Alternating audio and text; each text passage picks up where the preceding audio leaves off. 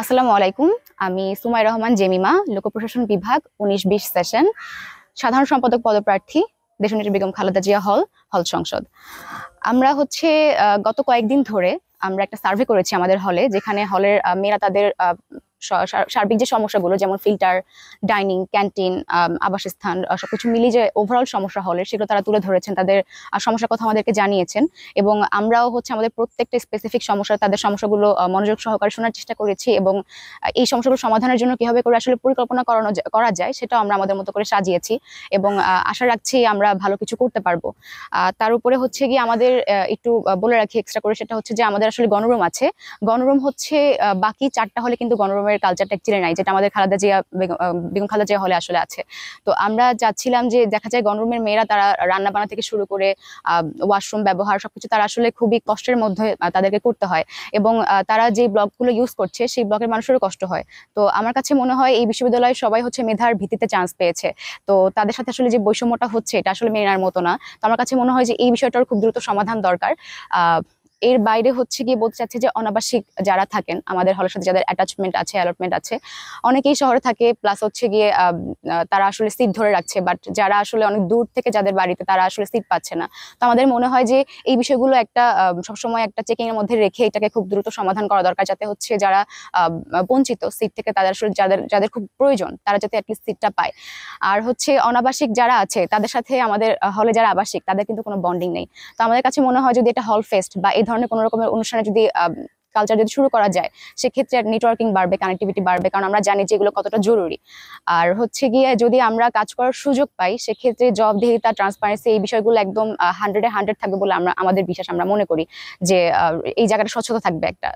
হলের যারা থাকবেন তারা আমাদের কাছ থেকে সবকিছু জবাবদিহিতা একদম পরিষ্কারভাবে তারা নিতে পারবেন।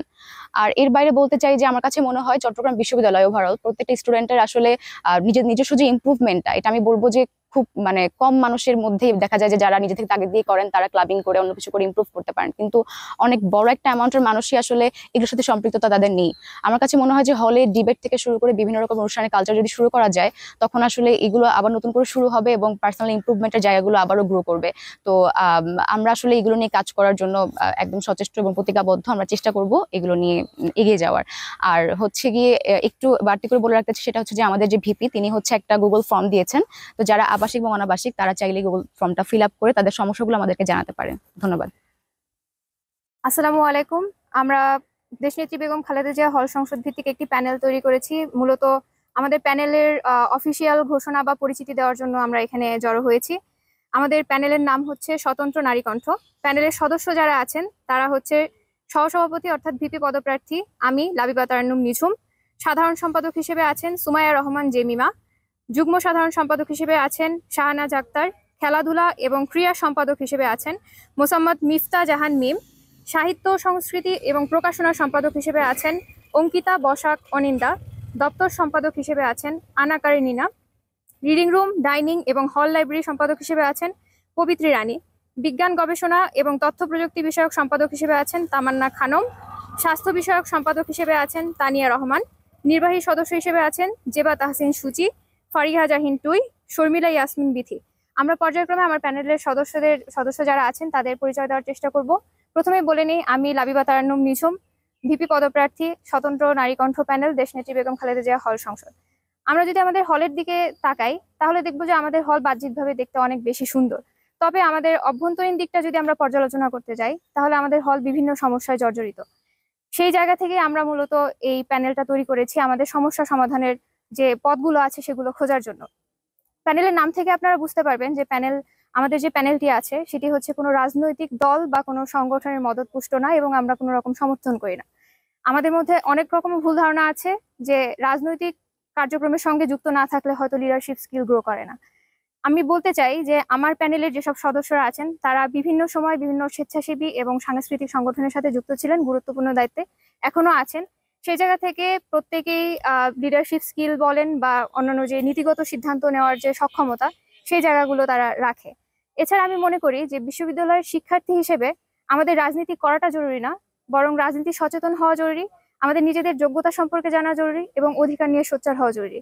এবং আমার প্যানেলের প্রত্যেক সদস্যের সেই গুণাবলী আছে বলে আমি মনে করি, এবং সেই গুণাবলীগুলো ইউজ করে আমরা আমাদের হলের যে সমস্যা আছে, হলের আবাসিক এবং অনাবাসিক সেতু বন্ধন তৈরি করার জন্য যে বিষয়গুলো, সেগুলো নিয়ে আমরা কাজ করতে পারবো বলে আশাবাদী।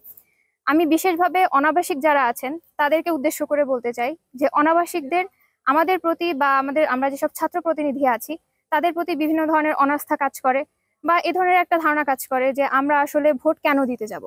তাদের উদ্দেশ্যে বলতে চাই যে আমাদের আবাসিক হিসেবে আমরা যারা হলে অবস্থান করি বা থাকি, আমরা বিভিন্ন সমস্যা নিয়ে বিভিন্ন সময় অফিসে বা কথা বলার সুযোগ পাই, কিন্তু আপনারাও দাপ্তরিক বিভিন্ন কার্যক্রম আছে বা বিভিন্ন হল ভিত্তিক যে কার্যক্রমগুলো আছে সেক্ষেত্রে বিভিন্ন রকম সমস্যা আপনারা ফেস করেন, তবে আপনাদের নিয়ে বলার মতো একটা কণ্ঠস্বর আপনারা হয়তো পান না। আমরা চেষ্টা করব আপনাদের কণ্ঠস্বর হয়ে আপনাদের সমস্যাগুলো আমাদের হল প্রশাসন এবং আমাদের কেন্দ্রীয় যে প্রশাসন আছে তাদের কাছে পৌঁছে দেওয়ার এবং তাদের থেকে আমাদের প্রাপ্য যে অধিকারগুলো আছে সেগুলো অর্জন করে নেওয়ার।